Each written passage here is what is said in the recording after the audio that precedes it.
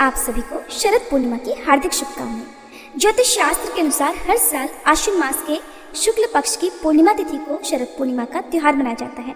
इसे रास पूर्णिमा, कोजागर पूर्णिमा, कौमुदी व्रत और शरद पूर्णिमा आदि नामों से जाना जाता है। ज्योतिष के अनुसार इस दिन चंद्रमा 16 कलाओं से परिपूर्ण होता है और शरद पूर्णिमा की रात चंद्रमा पृथ्वी के सबसे निकट होता है। साथ ही इस दिन चंद्रमा की किरणें अमृत की वर्षा करती हैं। इसलिए इस पवित्र तिथि पर रात के समय खीर बनाकर उसे चंद्रमा की रोशनी में रखने के बाद सेवन करने की भी परंपरा है। शरद पूर्णिमा पर स्नान और दान का विशेष महत्व होता है।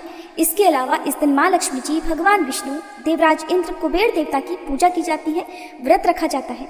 मान्यता है कि इससे भक्तों के घर में धन की कमी नहीं होती और क्योंकि इस दिन को कोजागर पूर्णिमा के नाम से भी जाना जाता है। मान्यता है कि इस दिन माँ लक्ष्मी जी अपने वाहन उल्लू पर सवार होकर रात के समय भ्रमण करती हैं और ऐसे में जो भक्त रात्रि जागरण कर रहे होते हैं, माँ लक्ष्मी जी का पूजन कर रहे होते हैं, उन्हीं को माँ लक्ष्मी जी की विशेष कृपा प्राप्त होती है। और इस बार साल 2025 में तो शरद पूर्णिमा की तिथि 2 दिन पड़ रही है और पूर्णिमा तिथि पर इस बार भद्रा भी रहने वाली है और ये भद्रा सभी प्रकार के शुभ और मांगलिक कार्यों के लिए भी बहुत अशुभ रहने वाली है। तो ऐसे कैसे पूजा करें कि भद्रा का अशुभ प्रभाव आपकी पूजा पाठ पर ना हो, किस तरह से आप पूजा कर सकते हैं, किस समय खीर बनाकर रखें और भद्रा की शांति के लिए, भद्रा के अशुभ प्रभाव से बचने के लिए किन किन विशेष मंत्रों का जाप आपको करना होगा, इस वीडियो के अंत में आप जानेंगे। पहले जान लेते हैं शरद पूर्णिमा की सरल और आसान पूजा विधि के बारे में। पूर्णिमा तिथि के दिन हो सके तो ब्रह्म मुहूर्त में उठकर किसी पवित्र नदी, जलाशय, कुंड या तालाब में स्नान करें और उसके बाद आप सूर्य देवता को अर्घ दें।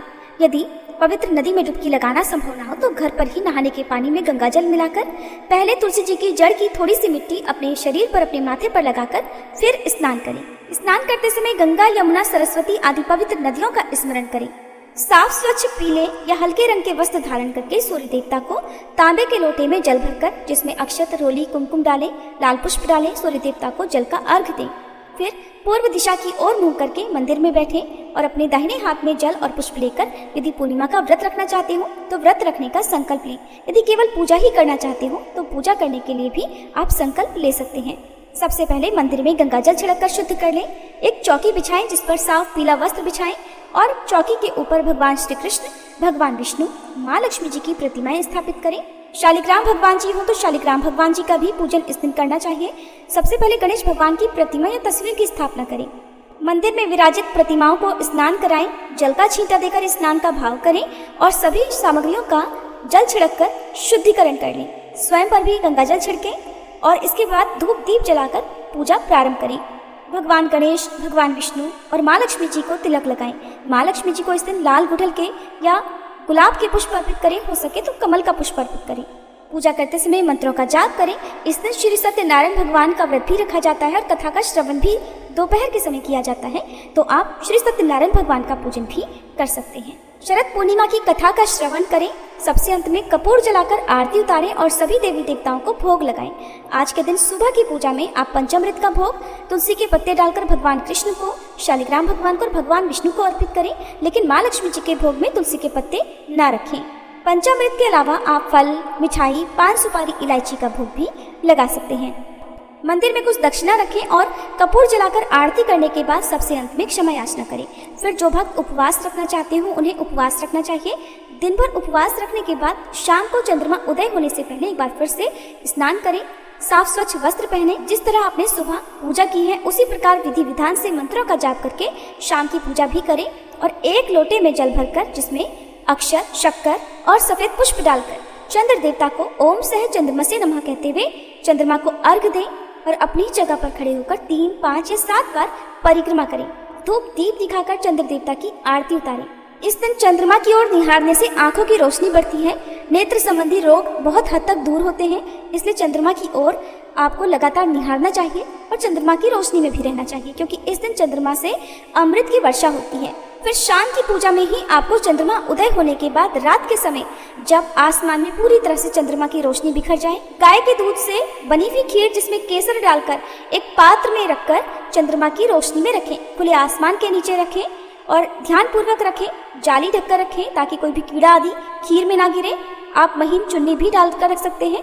और चंद्रमा की रोशनी में कुछ देर तक या कुछ घंटों के लिए छोड़ने के बाद में इसका भोग पहले माँ लक्ष्मी जी को अर्पित करें और फिर प्रसाद रूप में सभी लोगों में बांटकर स्वयं भी ग्रहण करना चाहिए। कुछ लोग पूरी रात के लिए चंद्रमा की रोशनी में खीर रखकर छोड़ देते हैं। यदि आपके यहाँ पर भी ऐसी सुविधा है तो आप भी रख सकते हैं, नहीं तो 1 या 2 घंटे या कम से कम आधे घंटे भी आप इस खीर को चंद्रमा की रोशनी में रखने के बाद ग्रहण कर सकते हैं।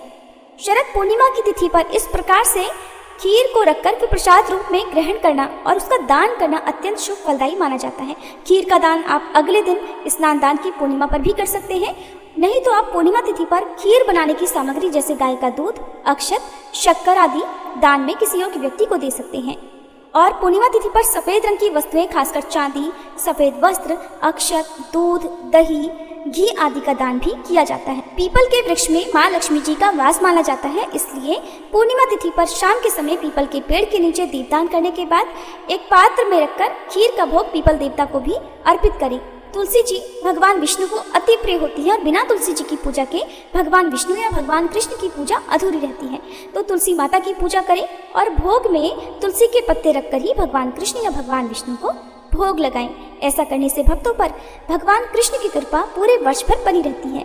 साल 2025 में शरद पूर्णिमा की तिथि 6 अक्टूबर सोमवार को दोपहर 12:24 से शुरू हो रही है, जिसका समापन 7 अक्टूबर मंगलवार को सुबह 9:16 पर होगा। देखा जाए तो पूर्णिमा तिथि 2 दिन है, लेकिन पूर्णिमा का व्रत इस बार 6 अक्टूबर सोमवार को रहेगा। इसी दिन श्री सत्यनारायण व्रत भी रखा जाएगा और खीर भी आप इसी दिन रात के समय बनाकर रखेंगे, क्योंकि रात में पूर्णिमा तिथि विद्यमान रहेगी। 7 अक्टूबर को पूर्णिमा का स्नान दान किया जाएगा और कार्तिक स्नान भी किया जाएगा। इस बार पूर्णिमा तिथि पर भद्रा भी लग रही है, जो कि दोपहर 12:23 पर सोमवार से शुरू हो जाएगी। यानी सोमवार को जिस समय पूर्णिमा तिथि लगेगी उसी समय से भद्रा भी प्रारंभ हो जाएगी और भद्रा काल रात 10:53 पर समाप्त होगा। देखा जाए तो लगभग आधे दिन तक भद्रा काल रहने वाला है। इस बार भद्रा का वास मृत्युलोक में रहेगा और जब मृत्युलोक में भद्रा का वास होता है तो सभी प्रकार के जितने भी शुभ मांगलिक कार्य हैं उन सभी को करना वर्जित बताया जाता है, लेकिन पूजा पाठ संबंधी कार्य भद्रा के समय में भी किए जा सकते हैं। भद्रा काल के दौरान मुख्य रूप से मुंडन संस्कार, विवाह संस्कार, गृहारंभ, कोई नया व्यवसाय, गृह प्रवेश करना या शुभ यात्रा करना, शुभ उद्देश्य से किए जाने वाले सभी कार्य या खास तौर पर पूर्णिमा के दिन रक्षाबंधन आदि त्योहारों को मनाना शुभ नहीं माना जाता जब भद्रा का वास मृत्युलोक में रहता है। लेकिन पूजा पाठ जो हम पूर्णिमा के दिन करते हैं या खीर बनाकर चंद्रमा की रोशनी में रखते हैं, इस तरह के कार्य हम कर सकते हैं। फिर भी जो लोग भद्रा का बहुत विचार मानते हो वे रात 10:53 के बाद से चंद्र देवता को अर्घ्य देकर चंद्रमा की रोशनी में खीर को रख सकते हैं। और जो लोग ऐसा भी नहीं करना चाहते उन्हें 7 अक्टूबर मंगलवार को ब्रह्म मुहूर्त के समय, जिस समय आकाश में चंद्रमा भी विद्यमान हो, सुबह सुबह का जब अंधेरा होता है उस समय में भी आप खीर बनाकर चंद्रमा की रोशनी में 1-2 घंटे के लिए छोड़ सकते हैं। ध्यान रखिएगा सुबह 7:21 पर चंद्रमा अस्त हो जाएंगे और वैसे भी जब सुबह का उजाला फैलने लगे उससे पहले ही आपको खीर हटाकर रख लेनी है, प्रसाद रूप में सभी लोगों में बांटकर खुद भी ग्रहण करनी है। लेकिन इस खीर को ग्रहण करने से पहले भगवान विष्णु और माँ लक्ष्मी जी को भोग लगाना आवश्यक होता है। महर्षि कश्यप के अनुसार जो कोई भी प्राणी अपना जीवन सुखी बनाना चाहता है और आनंद पूर्वक जीवन बिताना चाहता है उसे भद्रा काल के दौरान कोई भी शुभ काम नहीं करना चाहिए। यदि भूलवश ऐसा काम हो जाए तो उसका शुभ फल नष्ट हो सकता है। इसलिए इस बार की भद्रा के दौरान आप कोई भी शुभ काम जो आपको बताए गए हैं वो करने से बचे। अगले दिन आप शुभ काम कर सकते हैं, क्योंकि 7 अक्टूबर मंगलवार को राहु काल के समय को छोड़कर पूर्णिमा तिथि समाप्त होने से पहले आप जो भी शुभ काम करना चाहते हो वो कर सकते हैं। पूर्णिमा तिथि के सभी शुभ मुहूर्त की जानकारी आपको हमारे चैनल पर अलग से वीडियो में दे दी गई है। भद्रा काल के समय आप किन किन विशेष नामों का जाप कर सकते हैं। भद्रा के नामों का या भद्रा का पूजन करने से भद्रा का अशुभ प्रभाव जीवन पर नहीं पड़ता है। तो इस बार भद्रा के अशुभ प्रभावों से बचने के लिए सुबह जल्दी उठकर भद्रा के 12 नामों का स्मरण करना चाहिए। भद्रा के ये 12 नाम इस प्रकार हैं: धन्या, दधिमुखी, भद्रा, महामारी, खरानना, कालरात्रि, महारुद्रा, विष्टि, कुलपुत्रिका, भैरवी, महाकाली और असुर क्षयकारी भद्रा। भद्रा का वास स्वर्ग, पाताल या पृथ्वी यानी तीनों लोकों में होता है। जब भद्रा का वास पृथ्वी लोक पर होता है यानी मृत्यु लोक पर होता है तो इसे अशुभ माना जाता है, लेकिन जब भद्रा का वास स्वर्ग या पाताल लोक में होता है तो ये शुभ फलदायी हो सकती है। पौराणिक मान्यताओं के अनुसार भद्रा सूर्य देव और उनकी पत्नी छाया की पुत्री थी। वह शनिदेव की बहन थी और उनका स्वभाव भी शनिदेव की तरह कठोर और क्रोधी माना जाता था। भद्रा का रूप भयावह बताया गया है। कुछ ग्रंथों में उन्हें काले वर्ण, लंबे बालों, बड़े दांतों और गधे के मुख वाली त्रिपाद यानी 3 पैरों वाली कन्या के रूप में वर्णित किया गया है।